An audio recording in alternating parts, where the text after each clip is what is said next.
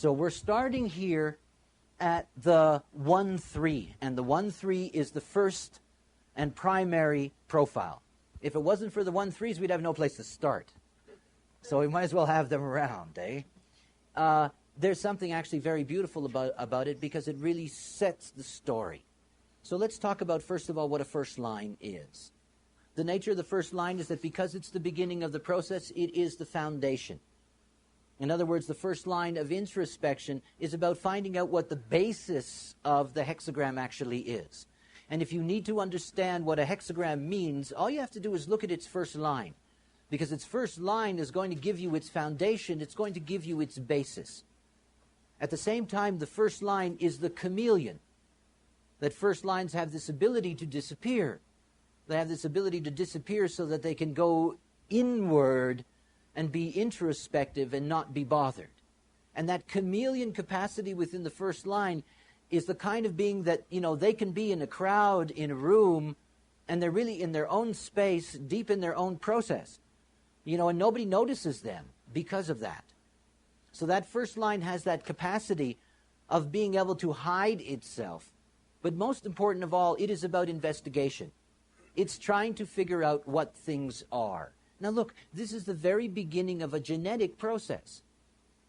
So what that means is that that first line is trying to establish the foundation of whatever it is, whatever the hexagram is, whatever the life is, and it's trying to say, okay, this is it. However, it has a third line underneath. Now the third line is very different. The third line's the anarchist. The third line says, wait a minute. So what happens with the 1-3 profile, and it's one of the most common things, is that they're the ones that make our evolutionary process possible because they try to figure out what the foundation is, realize that there's something missing, or realize that there's something faulty, and then their unconscious takes over. They become anarchistic. They tear down that foundation to try to build a new one. In other words, they keep our evolutionary process going. But there is nothing more self-absorbed than a 1-3. After all, they are really into their thing. The first thing is they need to find out what the foundation is, so they spend a great deal of time in their life trying to get to the bottom of things. And of course, they get to a point where it's just not enough for them. It's never going to be enough for them. It's not solid enough. There's something wrong with that foundation. They're always going to have this need underneath to deal with it, to do something about it. In this graph, we have the personality profile, and the first thing that we're looking at is the behavioral identity. Now, this is rooted in the 10th gate. The 10th gate, treading, is the gate of literally being able to live in the world, the potential to love oneself, to love life, to be in the world. It is the gate of behavior. So here we begin with the behavioral identity. That identity is the investigator, what we've just been describing. In other words, that's what their personality behavior looks like. On the surface, their personality is absorbed. They look absorbed.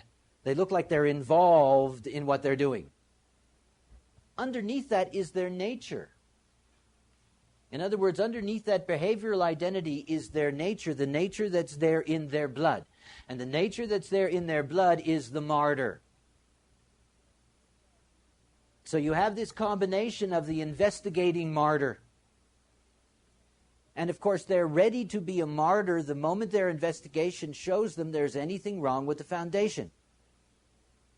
And then they're ready to martyr themselves and say, there's something wrong here. This foundation is not holy. Right? These can be very, very tough beings, wonderful at being able to figure out things. After all, they're real investigators. They like to get to the bottom of things. The next level is we come to the projected attitude. Now, that projected attitude is rooted in the 7th gate. And the 7th gate is the role of the self in interaction. It's part of the channel of leadership, the design of an alpha. The 7th gate is where we have all of our potential roles for leadership. So the projected attitude of the first line personality is, I'm the boss, I'm the authority. You can understand their dilemma. See, they have to be an authority. which means that the foundation has to be solid. If the foundation isn't solid, then they don't feel like an authority. The instantaneous result can be inferiority complex, all kinds of fears of inadequacy, all kinds of discomfort, because, of course, they expect the foundation to stand up. They expect that this is the way things are really supposed to be, only to discover that they're not. They need to be the authority. At the unconscious level, what their type is that they are an anarchist. Their personality on the surface is saying, all right, this is the foundation, I know this is exactly what's true.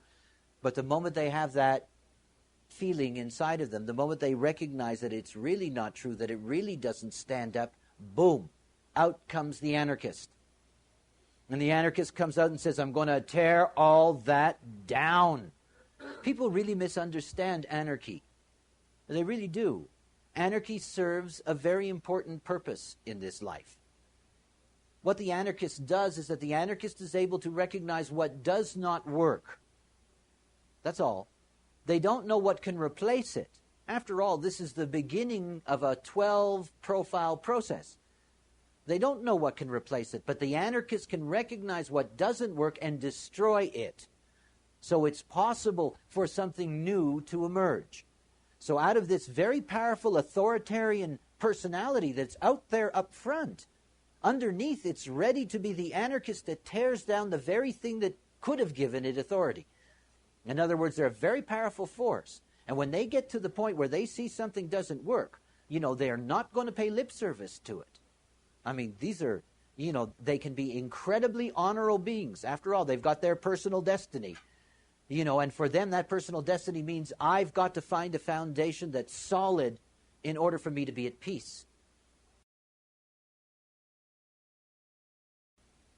The next stage in this is the personality profile, the limited perspective.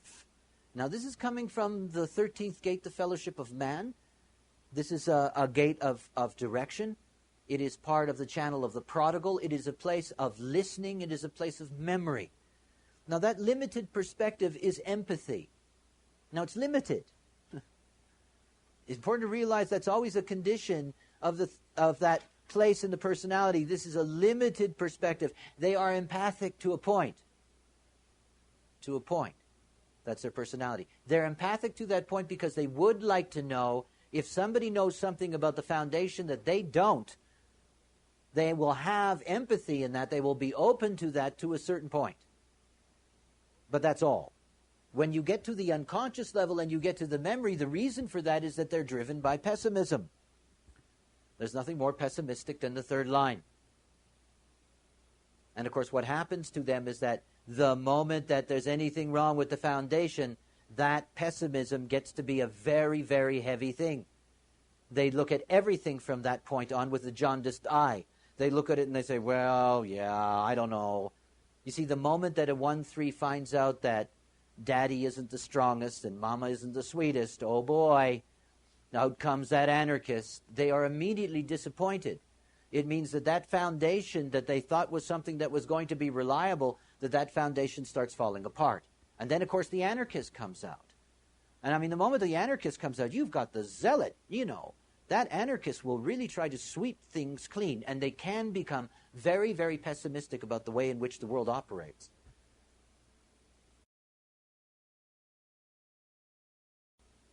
The aspired to role. This is the first gate, and the first gate is the need for expression. It's part of the channel of the creative role model. It's about the individual's need to express its uniqueness and its unique direction. So the aspired to role of the first line is creativity. In other words, again, not seeing things in just their black and white, but the moment that you find that the foundation doesn't work, there's some really creative and artful things that can happen. People try to fix the foundation. Before they get to the point that the pessimism overwhelms them and they tear it down, they try to fix it first.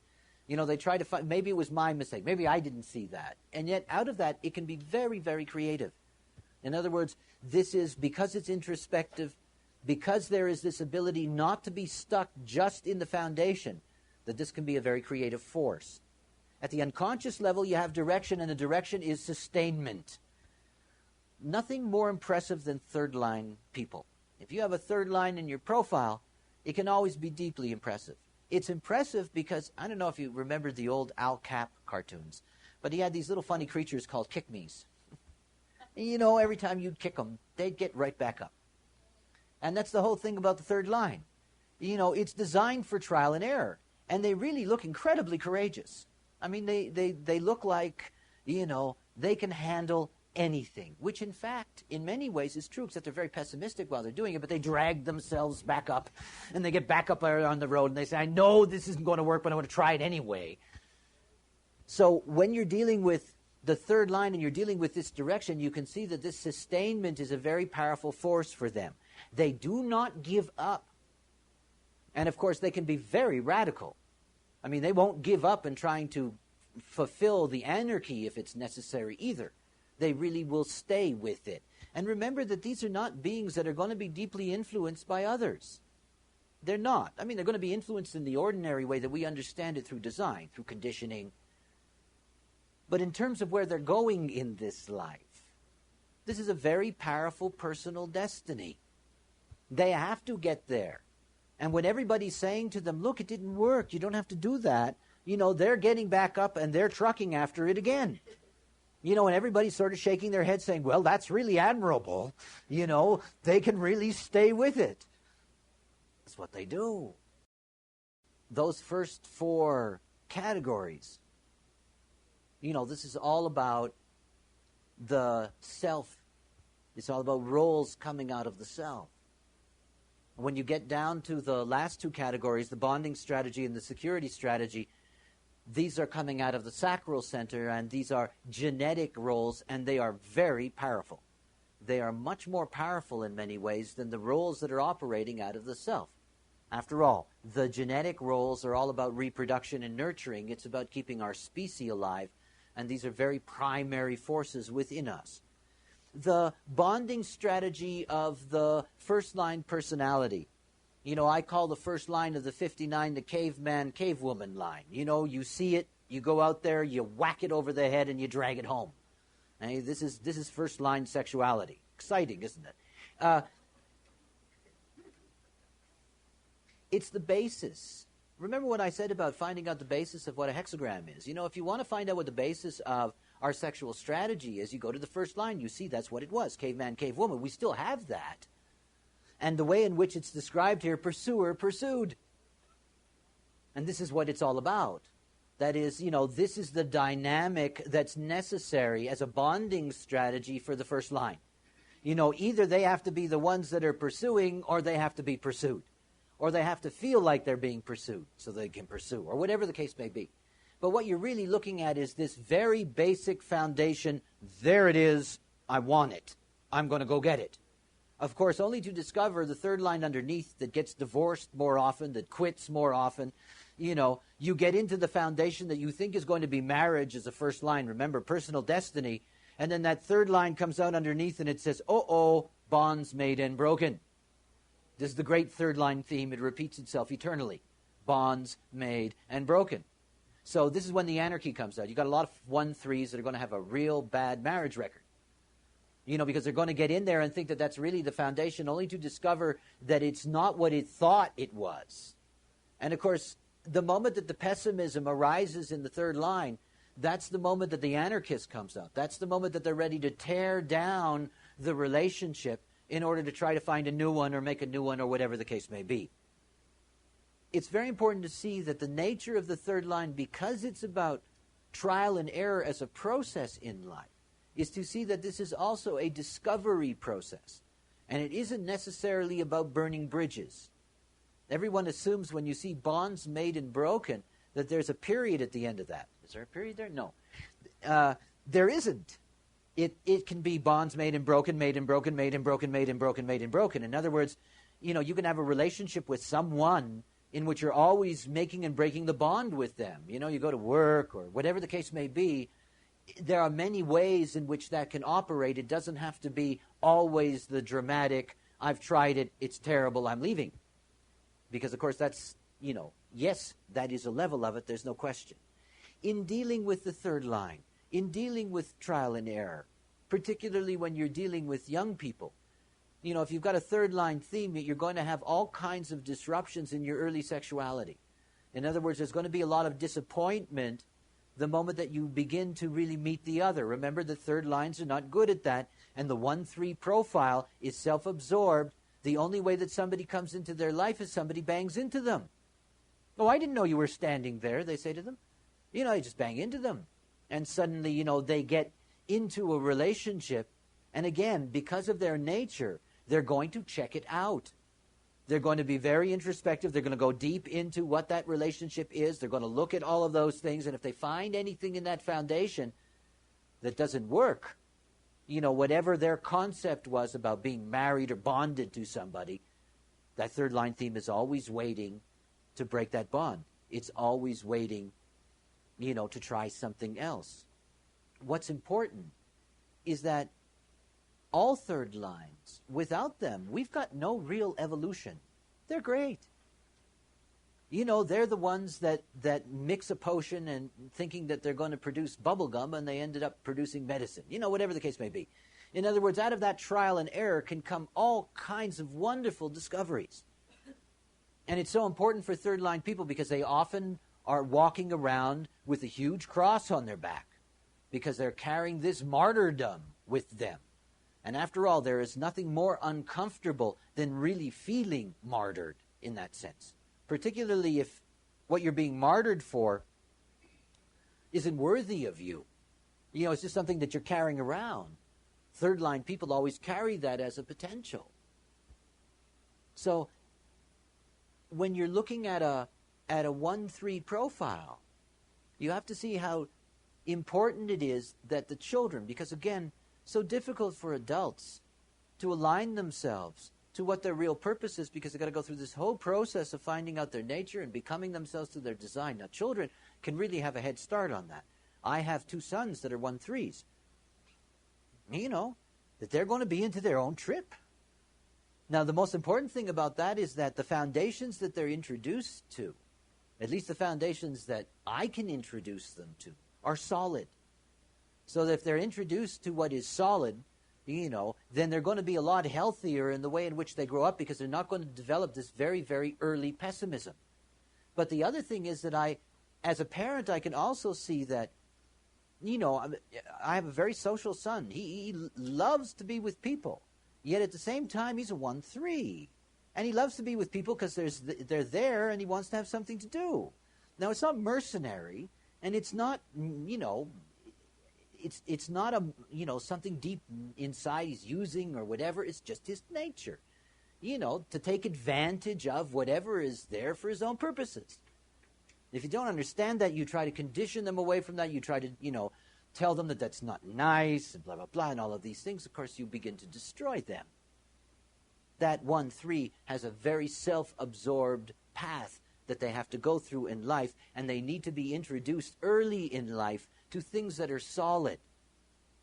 And also for them to be encouraged to see things when they don't work, and not just to accept the foundation. Because then you end up with all kinds of suppressed anger. You know, it's important for them to be able to say to you, you know, I thought, you know, and you didn't.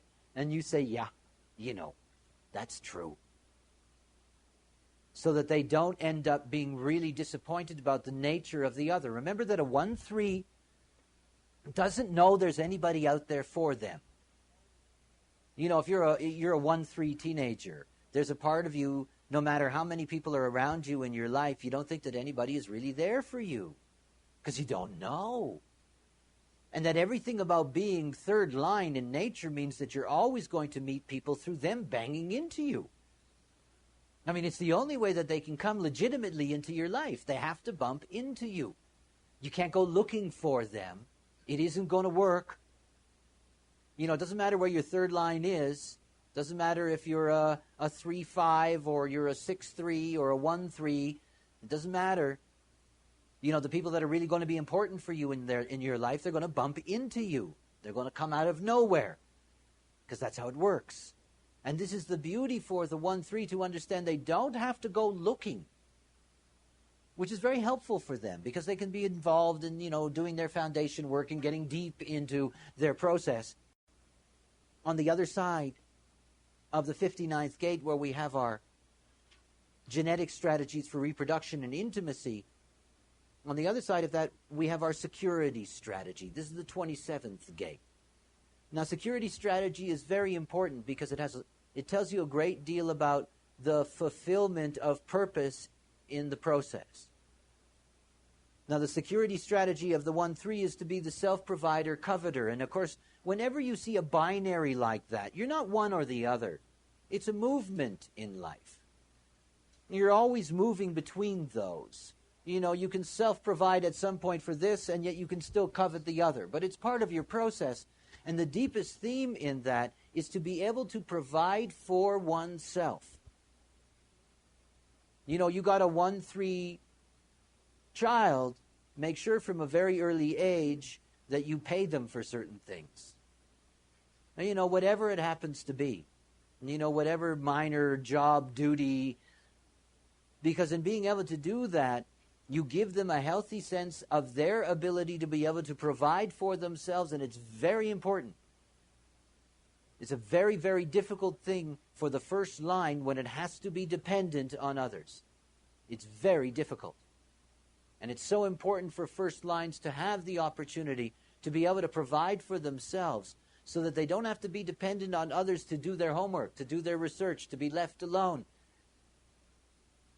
So self-providing is a dominant theme. And of course, this comes with the foundation. In other words, these are children that they need to be properly educated. And more than that, they need to be properly educated into something that can give them a foundation in life.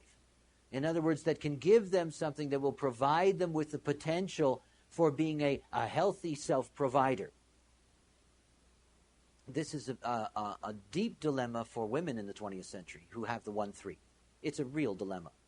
Because, of course, they must go out and have a career.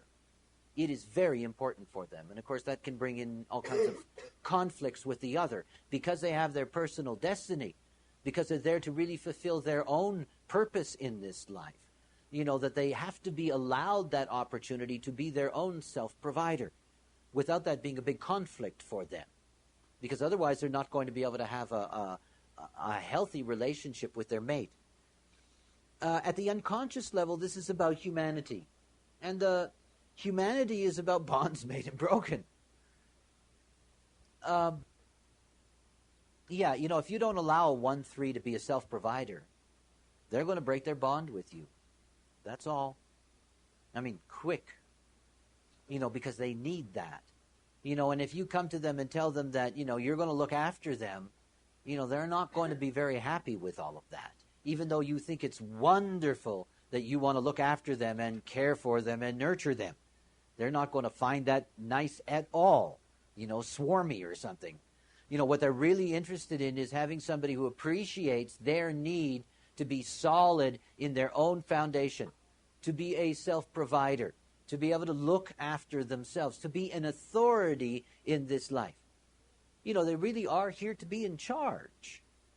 Now, if you look at the 7-1, you'll see that authority in its detriment can really be a sulking child, or demanding or whatever. But the reality is that it's essential for them to have this sense of authority in their life. So there's something in this life they really have to know well.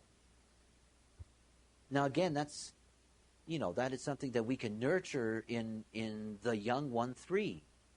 We can introduce them to things that are solid. We can introduce them to things and show them how the foundation of them works so that they see that it's solid. Very important for them. And also to appreciate that if you have a child that's a 1-3, you have to recognize that they're also going to be, moving from one thing to the other. It's not like they're going to be staying with one thing very long. They have to go through their third line process. They have to go through their trial and error. And the things that are going to stimulate them in this life are going to come to them from the outside. After all, they don't know it's there, so it's going to bump into them. So they will try to get into something, see that it doesn't work, get out of it. Now, the longer we stay on the planet, the easier it gets, and we all know that. And one of the things that we have to learn to accept and honor is everything that's been a part of our life. I mean, everything. Everything. There are no mistakes. These are all geometries. And every single one of those aspects that we go through, whether they're good or bad or indifferent, they're all part of the material that gives us the opportunity to be clear later in our process. And that is particularly true of third lines and sixth lines, as you'll see, but in a different way. But for the third line, it's absolutely a basic dynamic in their life, that they have to learn to see that the potential for pessimism in them can be deeply, deeply disturbing. It can really eat them up. And out of that, they can miss so many possibilities in their life to see what could be there for them. It's important for them to see that trial and error, that breaking bonds is a natural part of their process, that it is not unhealthy, and that if you're living out your design and you're entering into things correctly according to your type, there isn't any trial and error that isn't valid. They're all valid. And no reason then to be overwhelmed by the pessimism. The 1-3 profile begins our process. It's the start of our evolutionary dynamic. It is the beginning of that hexagram. It's the beginning of that cross theme. Yet at the same time, there is a movement. Now, in describing the movement as I will, going all the way through till we get to the top, though there is an obvious progression through all of that, I don't want anybody to get into a trip of thinking that if you're at the top of the profile, you're in a better place than somebody that's at the bottom. Because it's a natural human tendency, you know. I'm more developed than you are. I'm an old soul, you know. I mean, yeah. No, it's not about that. All of them are connected to each other. Every single one of those aspects demands its relationship with the other, demands its relationship with the whole. So it's not about saying, okay, he's a 1-3, he's way down there, you know. I'm a 5-1, man. I'm way up there. Don't get into that. I always love that when people say to me, geez, that's a tough design. And I think, what did they see? You know? I mean, what did they see exactly that makes it tough? I mean, they're all the same. I mean, they're just designs. You know, there's no good ones, there's no bad ones. So don't get caught up in thinking, oh my God, I'm a 1-3. You know, I'm going to have to die and come back at least another 40 times before I get up there to the top. Eh? It's okay. Each one stands on its own. What you'll notice is that there is a dramatic movement, as you'll see.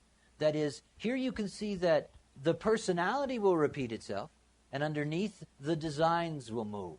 So you always have this shifting that's going on all the time. So everything is interconnected to everything else. So the moment that you have the sun in a first line, then you can only have either a third line unconscious or a fourth line unconscious. In other words, there's no other possibility. So if you look at your sun and it's in the first line, you're either going to have a 1-3 as your profile or you're going to have a 1-4. Now look. So here you can see the full cross, eh? The 41-1, 26-1, that's the Sun-Earth. And then the design Sun in the third line and the design Earth in the third line. So here's a 1-3 profile.